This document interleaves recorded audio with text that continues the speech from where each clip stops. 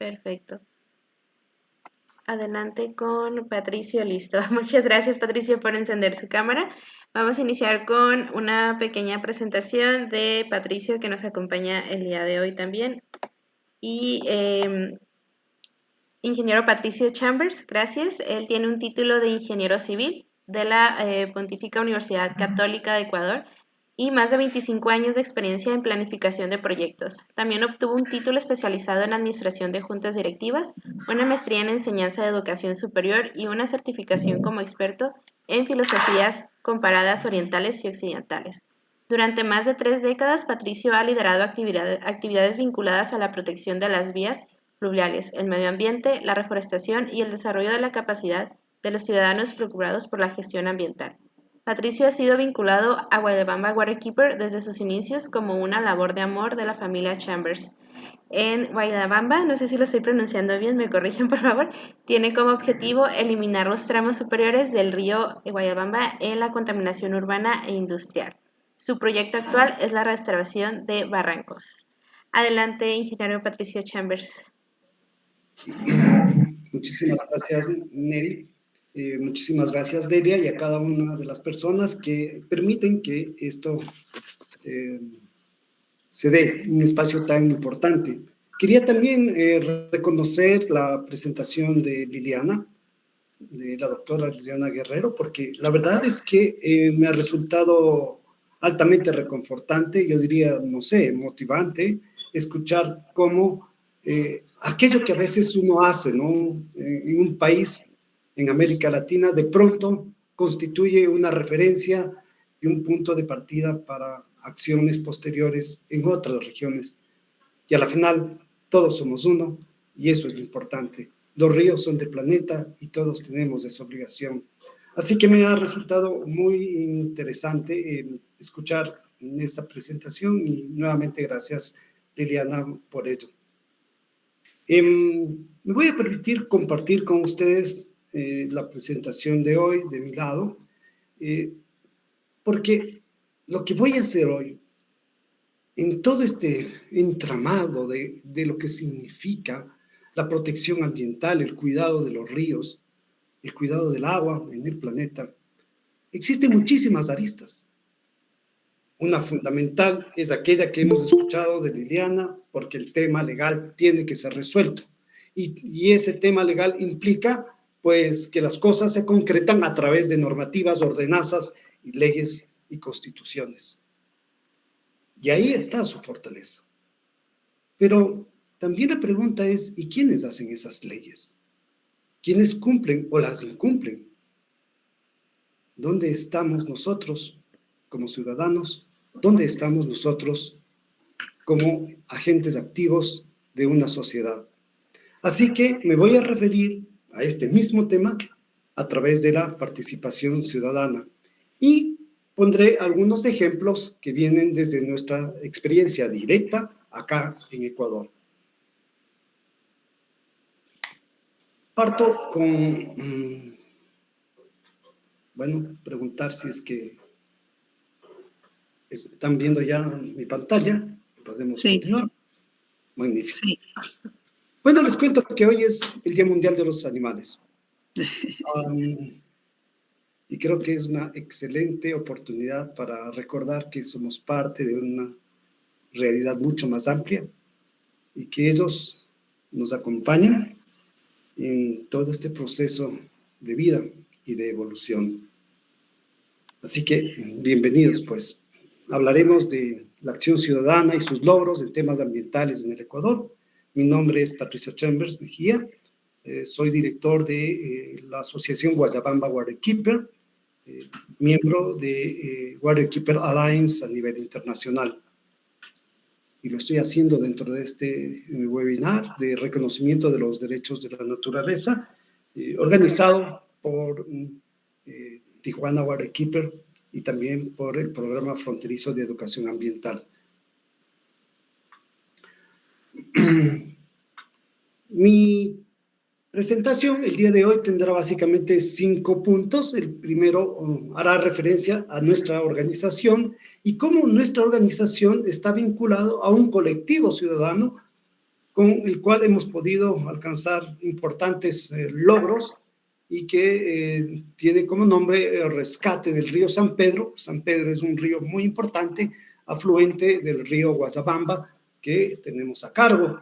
El río San Pedro se encuentra en la cuenca alta de ese río Guayabamba. El segundo punto, pues, hace referencia a la Constitución del Ecuador y los derechos de la naturaleza. Esto ya Liliana lo mencionó en un par de ocasiones y para nosotros constituye sin duda un orgullo, pero también quiero contarles quiénes estuvieron detrás de todo esto. En el tercer punto, un ejemplo concreto respecto al tema de sujetos de derechos, y me refiero al río Monjas, acá en la ciudad de Quito, desde donde me encuentro en este momento, y que fue declarado sujeto de derechos. Y luego dos grandes victorias últimas, por una parte la consulta popular sobre la reserva de biosfera Yasuní y también la consulta popular sobre el Chocó andino. Así que de eso vamos a hablar hoy. Y parto con aquello del colectivo. Esto que ustedes pueden ver aquí es la expresión de una de nuestras actividades y que nosotros acá en Ecuador les llamamos minga. En la cultura andina, esta palabra, esta acción es algo muy arraigado porque el trabajo comunitario está presente permanentemente, principalmente en las comunidades de la serranía. ¿Qué es una minga? Pues son estos trabajos colectivos, mancomunados, que por lo demás son voluntarios, pensando siempre en el bien común. De hecho, este mecanismo de trabajo en nuestra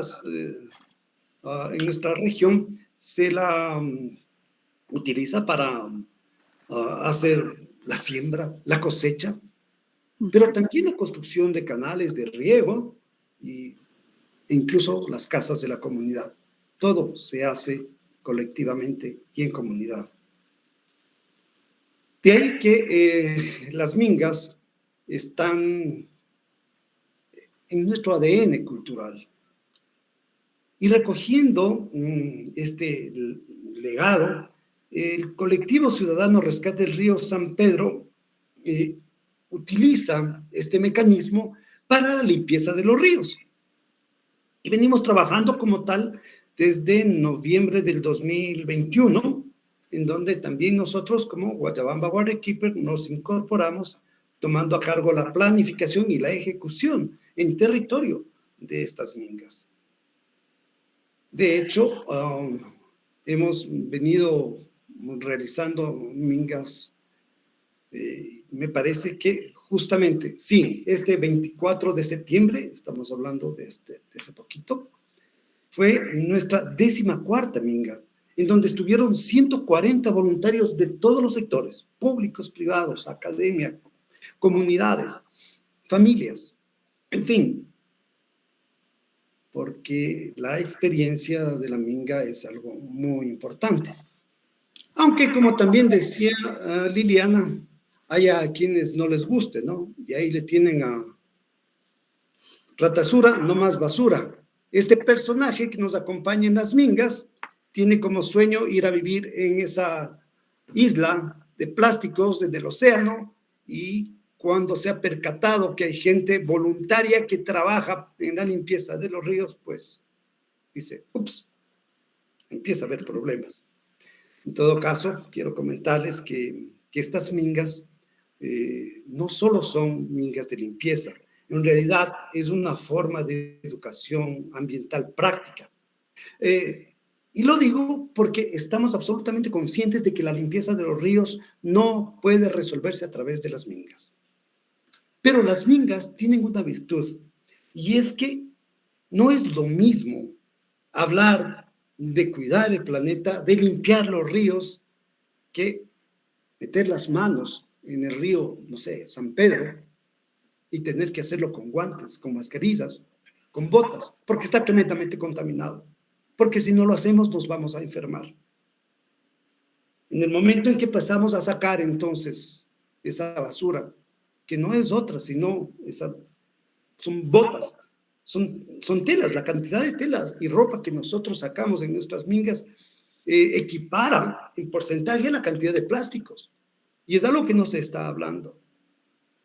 En fin, cuando la gente, los voluntarios llegan a nuestras mingas, a nuestras actividades y se percatan de que esto tiene un origen y ese origen, sin duda alguna, está en nuestros propios hogares, se dan cuenta de que el problema del medio ambiente y la contaminación está mucho más cerca de lo que comúnmente pensamos. De ahí que en estos eventos nosotros incorporamos otros elementos, aspectos muy importantes como la educomunicación, el tejer comunidad. Esto es fundamental dentro de un mundo que cada vez se vuelve más y más personalista, más individualista. También aspectos de espiritualidades. Fíjense que cada vez que llegamos a un río, hacemos un saludo. Le pedimos permiso. Agradecemos a la vida. Agradecemos al Creador, independientemente de cómo lo concibamos. Porque es un regalo de la vida, un río. Porque la naturaleza es un regalo.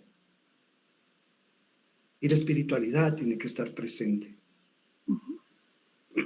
Hacemos ciencia ciudadana y para eso contamos con la ayuda de la academia, de las universidades. Hacemos recorridos ecológicos, estancias educativos. Y al finalizar, hacemos lo que se llama una pamba mesa. ¿Y saben qué es una pamba mesa? Pues es al final de nuestra jornada, cada persona lleva algo por compartir, algo que comer, siempre comida saludable, ¿no? Frutas, alimentos saludables, pan, verduras, ¿ya? Tomamos agua, no en botellas, sino en tomatodos. En fin, compartimos la experiencia, porque la minga es una experiencia colectiva que nos permite unir a los seres humanos entre sí y a los seres humanos también con la naturaleza. Aparte de todos estos trabajos, el colectivo también trabaja en gestión ciudadana, incidiendo en políticas públicas a través de la participación en mesas de trabajo con el municipio del Distrito Metropolitano de Quito y el mismo Ministerio de Ambiente. De manera que esto que hemos hecho, pues se traduzca en normas, en leyes y en ordenanzas. Es un trabajo de largo aliento. Y ahora me voy a referir como segundo punto a la Constitución del Ecuador. Y claro que el Ecuador, felizmente, tiene una constitución en donde se reconoce los derechos de la naturaleza. Pero esto se lo hizo mediante un referéndum. Es decir, fue el pueblo ecuatoriano el que aprobó esta condición de que la naturaleza sea sujeto de derecho. En su artículo 10 se señala precisamente eso y se reitera también en los artículos 71, 72 y en otros más. Y se habla de esa naturaleza o Pachamama. Pachamama es un término quichua, muy de nuestros ancestros, y es precisamente en esa Pachamama donde se reproduce y se realiza la vida, y donde esa vida tiene derechos que tienen que ser respetados. Y no solo respetados, sino que también tiene derecho a la restauración. Y esto dice nuestra Constitución. Y la Constitución del Ecuador también habla de que la misma población tiene derecho a vivir en un ambiente sano y al buen vivir, al summa causae se dice, ¿no? Nuevamente en idioma quichua. Y en el artículo 14 se habla claramente alrededor de este aspecto, porque de lo que se trata es de garantizar la sostenibilidad y el buen vivir para todos y para todo.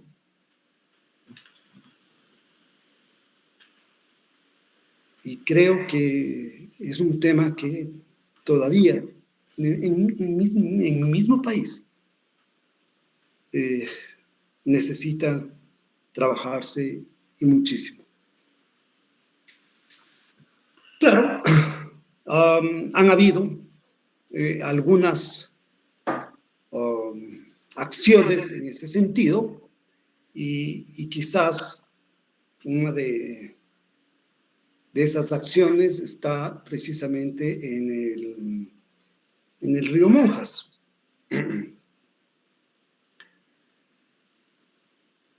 Y dejo de compartir porque quiero que me vean, quiero verlos también, porque aunque en Ecuador podemos encontrar algunos ejemplos, me parece que ya a estas alturas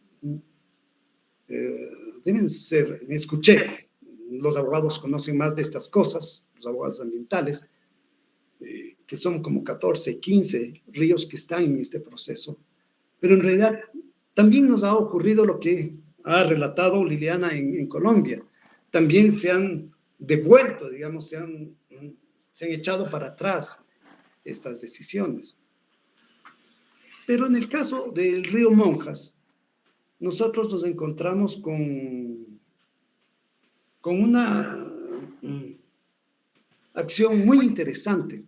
El río Monjas es uno de los ríos que atraviesa la ciudad de Quito, que en este momento tiene alrededor de 3 millones de habitantes. Podrán imaginarse en qué condiciones están sus aguas y cómo está su cauce y el caudal en general. En fin, vuelvo a compartir porque quiero mostrarles precisamente esto.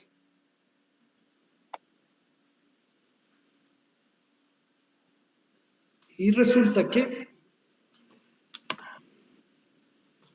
aquí está algunos de los aspectos que se detectó en este río, ¿ya?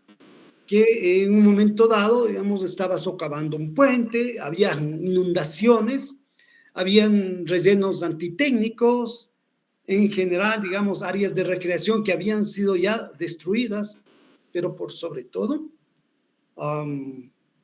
una de las casas que forman parte del patrimonio histórico de la ciudad, para quienes no lo sepan, y para quienes también lo sepan, la ciudad de Quito es patrimonio de la humanidad desde 1980. Y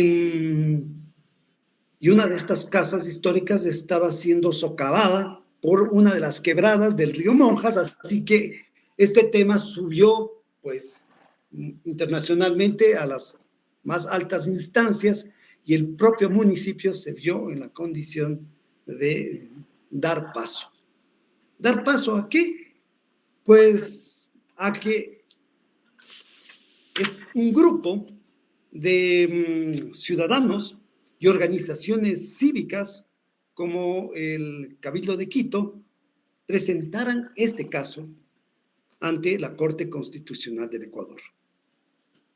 Esto ocurre el 19 de enero del año pasado, del 2022, porque durante un año se había estado trabajando, me parece que son hasta 2, en toda esta demanda, y resulta que en ese mes del 2022 la Corte reconoce a este río como sujeto de derechos.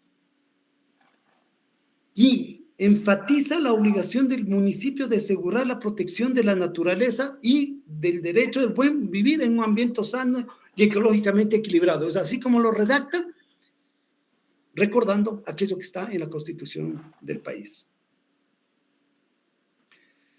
Esto dará lugar a algo extraordinario que constituye la Ordenanza Metropolitana Verde-Azul de hace muy poquito, se ha emitido el 4 de julio de este año 2023. ¿Cómo fue posible esto?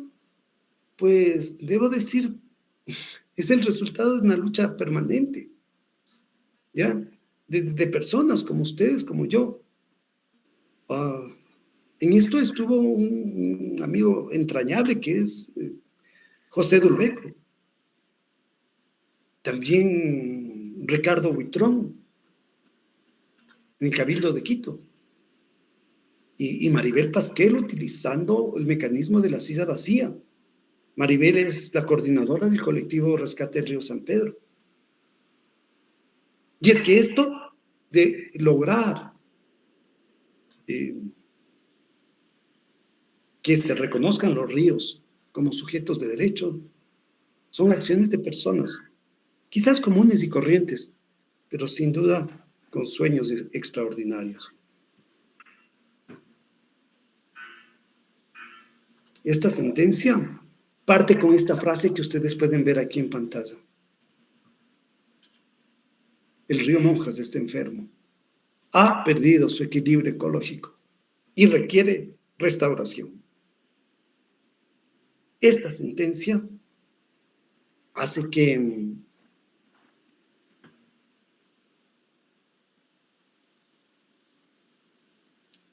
nosotros empujemos la implementación de la Ordenanza Verde Azul, en donde se establece toda una infraestructura que integra los componentes naturales y artificiales que proveen servicios ambientales. Incluye acciones de planificación, coordinación, regulación, manejo, restauración, monitoreo, financiamiento, participación, sensibilización, en fin. Promueve la implementación de soluciones basadas en la naturaleza y sistemas de drenaje sostenibles. Además, esto se articula con otros elementos de la propia municipalidad, como el plan distrital de ordenamiento territorial y el plan de uso y gestión de suelo. Esto hace que la declaración del río Monjas se constituya en un elemento muy poderoso. Y si con esto no bastase, pues voy a volver a compartir mi pantalla para mostrar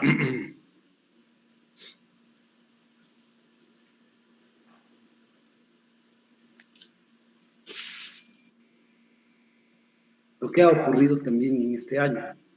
También, muy cerquita, esto fue en el 20 de agosto. Lo que ustedes están viendo en pantalla es nuestra reserva de biosfera Yasuní. Es un parque nacional, un área natural protegida, está localizada, como pueden ustedes observar, en el nororiente del Ecuador, en las provincias de Pastaza y Orellana, a unos 250 kilómetros de Quito. En el primer recuadro verde aproximadamente se encuentra la ciudad de Quito y a esa distancia pues se encuentra la reserva de biosfera Yasuní. Y está entre el río Curará y el río Napo, que desemboca en el Amazonas. Por tanto, estamos hablando de la cuenca alta del río Amazonas.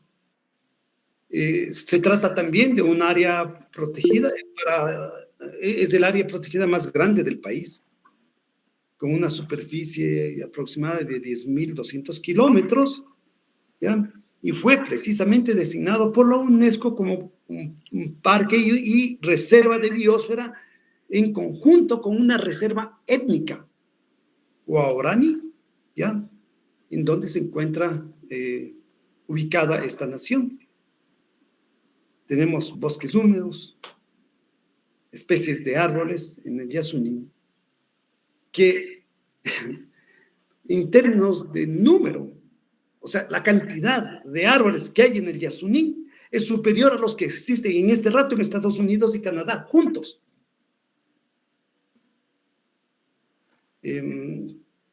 Podría seguir hablando de esto, pero quiero también compartir con ustedes un corto video, bueno, quizás una cita de este video,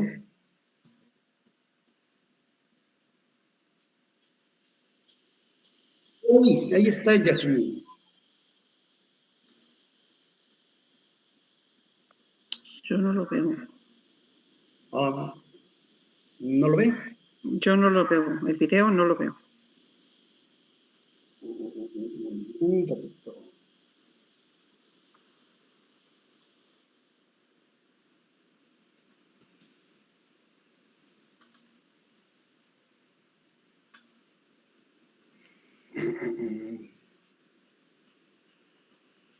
Voy a tratar de...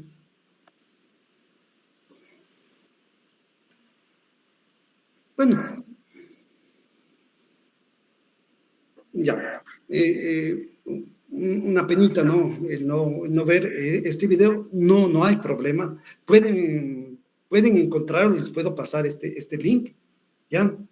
Pero ahí se habla de esta población. Ahí se habla que para llegar desde Quito es necesario ir en avioneta o durante 24 horas en bus y en bote llegar a ese espacio, en donde la biodiversidad es de tal magnitud que la verdad esto representa un auténtico tesoro planetario.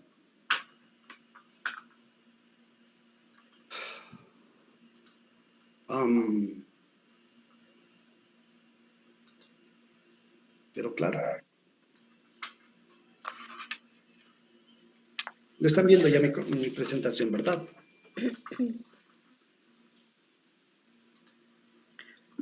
Todavía no. Sí. Ajá, la presentación ya. Sí, ya. Ok. Bueno, ahí está Yasuní, mírenlo, por favor. ¿Ya? Y decía que lamentablemente resulta que debajo del Yasuní hay petróleo. Y esto tiene una historia, porque allá en el año 2007, el Estado ecuatoriano plantea una iniciativa que es dejar bajo tierra de forma indefinida alrededor de 856 millones de barriles de petróleo en el Parque Nacional Yasuní. Además, con esto se evitaba la emisión a la atmósfera de 407 millones de toneladas métricas de dióxido de carbono. Todo esto a cambio de fondos monetarios equivalentes. Entonces, la idea era dejar ahí, pero que los organismos y la comunidad internacional repongan al país aquello que no podía sacar por dejar el petróleo bajo tierra. Esto ocurre en el año 2007. Se inician ciertas gestiones a nivel internacional, empiezan a haber unos pocos fondos, pero en realidad lo que ocurre es que la voluntad política de ese mismo gobierno ya no fue lo suficientemente firme. Y en el año de 2013, el gobierno de Rafael Correa da por terminada la iniciativa. Terminada la iniciativa, hace lo que ustedes ven en la fotografía. Empieza la explotación de petróleo en el Parque Yasuní. Pero las cosas no quedan ahí. Y el 20 de agosto de 2023, 10 años después de un trabajo enorme, se logra esta consulta popular. Estamos hablando desde poquito, ¿no? Desde este mes de agosto pasado, en donde se pregunta lo que ustedes pueden leer ahí, si se está de acuerdo con que el gobierno ecuatoriano mantenga el crudo del ITT, ¿ya? Ispingo, Tiputini, Timbococha.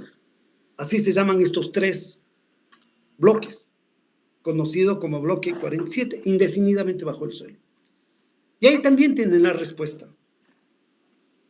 Casi el 59%, casi un 60% de la población ecuatoriana, porque esta fue una consulta popular a nivel nacional, decide que ese petróleo se quede bajo tierra, de manera indefinida.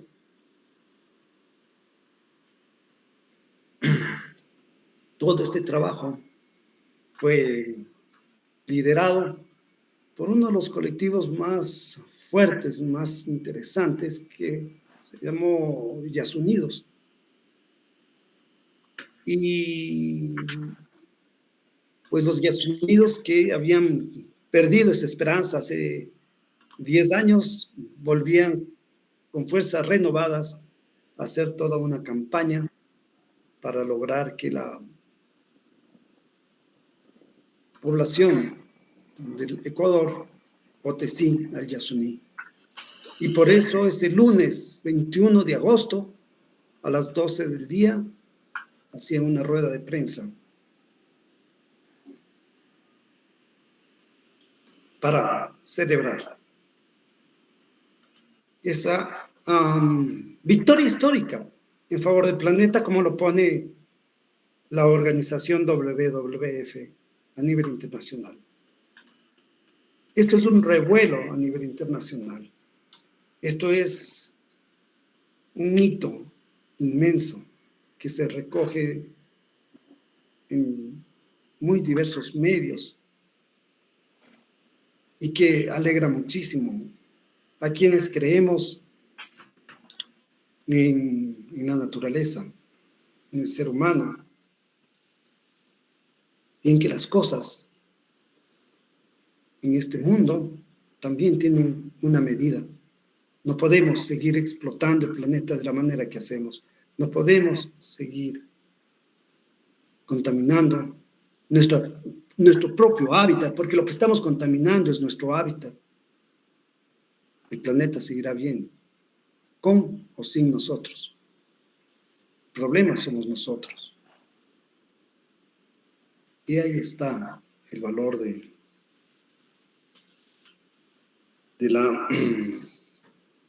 esta victoria.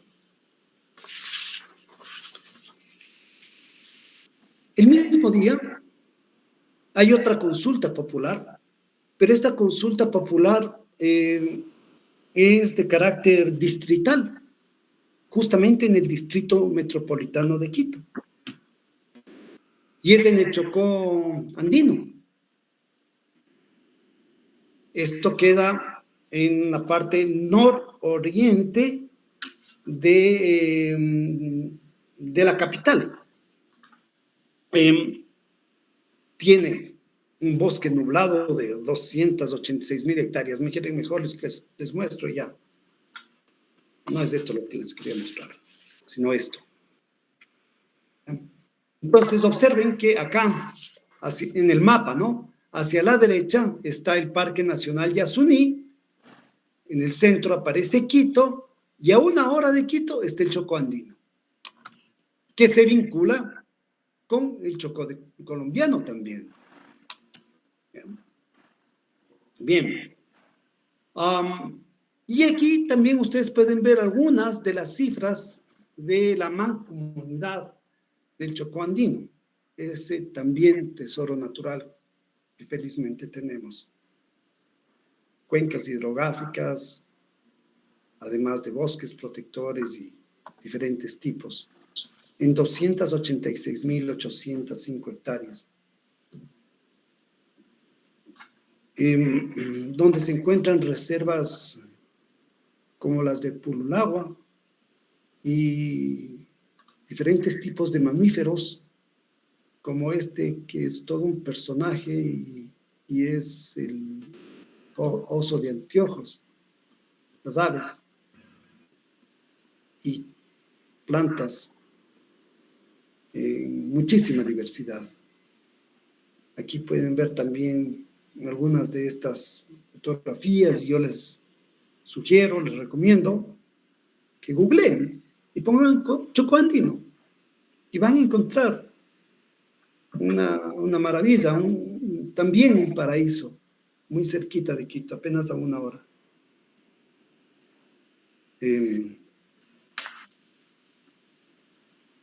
Pero claro, no todo en la vida es color de rosa, ¿no? Y miren lo que está pasando en el Chocó andino. Estas son fotografías, ¿no? el Chocó. Miren lo que viene a ser como heridas en la tierra, ¿no? Esa minería a gran escala. Y también esa otra minería artesanal.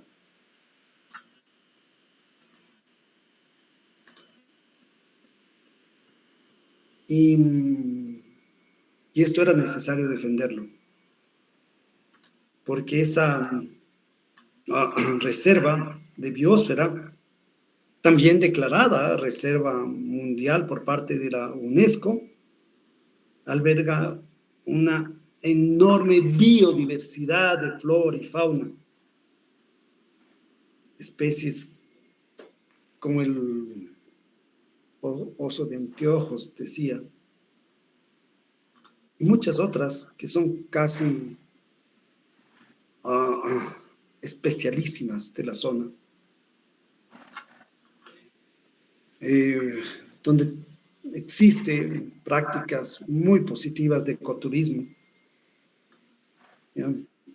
Tan es así que este mismo fin de semana estaré con mi familia por allá, como muchos de los quiteños, cuando vamos de vacaciones, porque es un respirar aire fresco, fuera de tanta contaminación. Total, el punto es que en estas circunstancias no podía mantenerse. Y aparece otro colectivo, un colectivo ciudadano, en este caso Quito Sin Minería, junto a otros más, que se organiza, que empieza a trabajar en ese sí al Chocó andino. Y esa idea de que Quito, porque es parte del distrito metropolitano de Quito, se mantenga sin minería. Apoyados también por la misma comunidad, ¿no? Aquí está Santa Teresita, comunidad organizada, prohibido ingreso minero. Ahí, una calavera.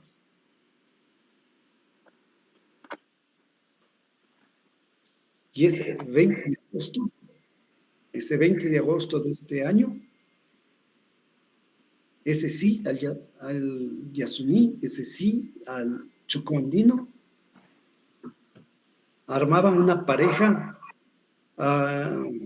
indiscutible de acción y de resultado de acción ciudadana.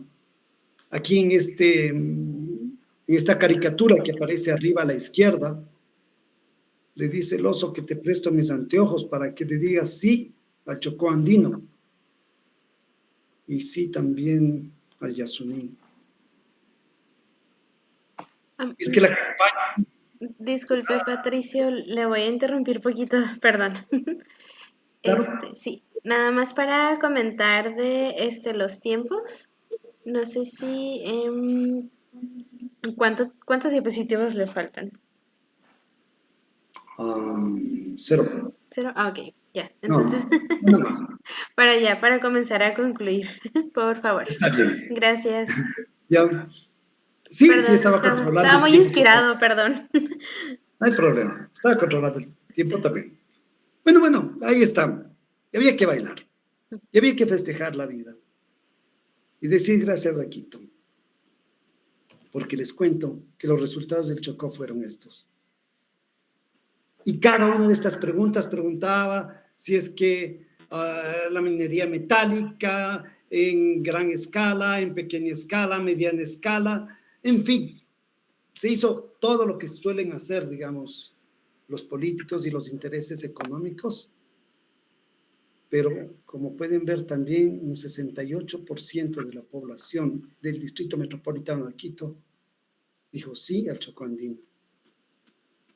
Y le permite a ese personaje que está ahí, que también tiene un video, este no está en YouTube, porque ha sido tomado la semana pasada, el fin de semana anterior, por un grupo de amigos, en donde se le ve correr en paz al oso de anteojos en esa región. ¿Lo pueden ver?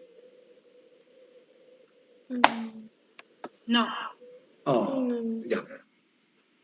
Intento fallido nuevamente.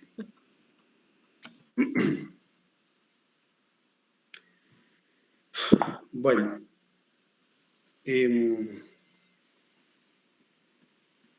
simplemente para despedirme, agradecerles y dejar esto en claro, porque así son las cosas. Muchas gracias.